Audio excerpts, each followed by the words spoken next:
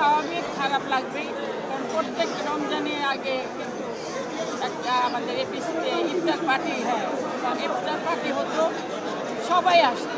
ওখানে যে অসহায় কিছু শিল্পী আছে যারা সব সময় এপিসিতে এসে দাঁড়িয়ে থাকে, বসে থাকে। আমি এবার চিন্তা করলাম যে কেউ শুনলাম হবে না, ইফতার পার্টি করবে না। তারপর আমি ভাবলাম যে ওদের জন্য কিছু একটা করা যাক, তাই আমি কিছু টাকা দিয়েছি যে ওদেরকে ইফতারিটা যেন করতে পারে। আমরা তো হয় নানান জায়গায় ইফতার করি, কিন্তু ওরা তো সবসময় পায় না। ওরা সারাদিন এপিসিতে বসে থাকে একটু ভালো মন্দ খাবার জন্য। আল্লাহ দেবার মালিক আল্লাহ, তো চেষ্টা করেছি আর একটু বড় করে দেওয়ার জন্য। যদি বেঁচে থাকে সামনের বছরে যদি আল্লাহ বাঁচিয়ে রাখে, তো আরও ভালো কিছু দেবার, ওদের জন্য ভালো কিছু করবার, বড় করে ওদের জন্য বড় করে ইফতার পার্টি করবো ইনশাআল্লাহ। আমি ছোটোবেলা থেকেই খুব ফ্যাশন সচেতন, আমার ভালো লাগে, কারণ শিল্পীরা কখনো শেষ হয়ে যায় না। শিল্পী সবসময় দর্শকদের সামনে একটু সুন্দর, যে দর্শকরা চায় তার নায়িকারা, তার নায়করা যেন ওরকমই দেখতে, যেন ওরকমই লাগে।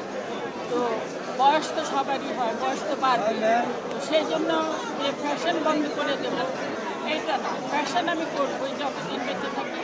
এটা আমার রক্তের মধ্যে মিশে আছে। আমি আগাগোড়া ছোটোবেলা থেকেই একটু ফ্যাশনেবল, তো এটা আমার নিজস্ব পার্সোনাল ব্যাপার। আমার ভালো লাগে। আর কে কী বলবো না বলবো সেটা আমি দেখি না, আমি কী করবো, আমি কীভাবে আসবো এটাই। না, এটা বললে ভুল হবে। সব হিরোকে মিস করি, কারণ সবার সঙ্গে কাজ করেছে, তো সবার সঙ্গে ভালো সম্পর্ক ছিল, সবাইকে মিস করি। কারণ একজনকে মিস করে তো মনে হবে একজনকে মিস করছি কেন, কী কারণে? আমি তো সবার সঙ্গে কাজ করেছি। হ্যাঁ, না, সবাই আমাদের সেই সময় সবার সঙ্গে ভালো সম্পর্ক ছিল। কোনো পার্সোনাল কোনো হিরোর সঙ্গে যে আলাদা সম্পর্ক এগুলো না, সবার সঙ্গে একই সম্পর্ক ছিল। কাজের সময় কাজ করতাম, বসে ফ্রি টাইমে আড্ডা মারতাম, আবার কাজের সময় কাজ করতাম। তো আল্লাহ আমাদেরকে সেই সুযোগটা দিয়েছিল সব হিরোর সঙ্গে কাজ করেছি, এবং সব হিরোগুলো আল্লাহর রহমতে ভালো ছিল। অনেকেই চলে গেছে, আজকে থাকলে হয়তো আপনারাও দেখতেন তারা এখানে জয়েন করতো। তো যেহেতু তারা নেই, তাদের জন্য আমাদের খুব দুঃখ হয়। আল্লাহ পাক তাদেরকে জান্নাতবাসী করুক, দোয়া করি। ভক্তদের জন্য তো বলার অনেক কিছুই আছে। ভক্ত ভাইয়েরাই তো আমাদের আসল ফ্যান। এই তাদের জন্যই আমরা আজকে চিত্রনায়িকার নতুন যে যার যার নাম বলবেন সবাই কিন্তু এই ভক্তদের জন্য।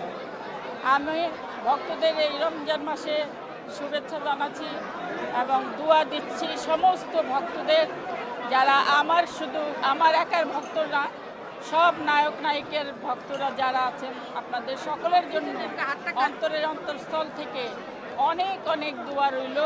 আপনারা ভালো থাকবেন, সুস্থ থাকবেন, এবং আমাদের এখন আবার নতুন করে ছবি হচ্ছে, হলে গিয়ে ছবিগুলো দেখবেন প্লিজ।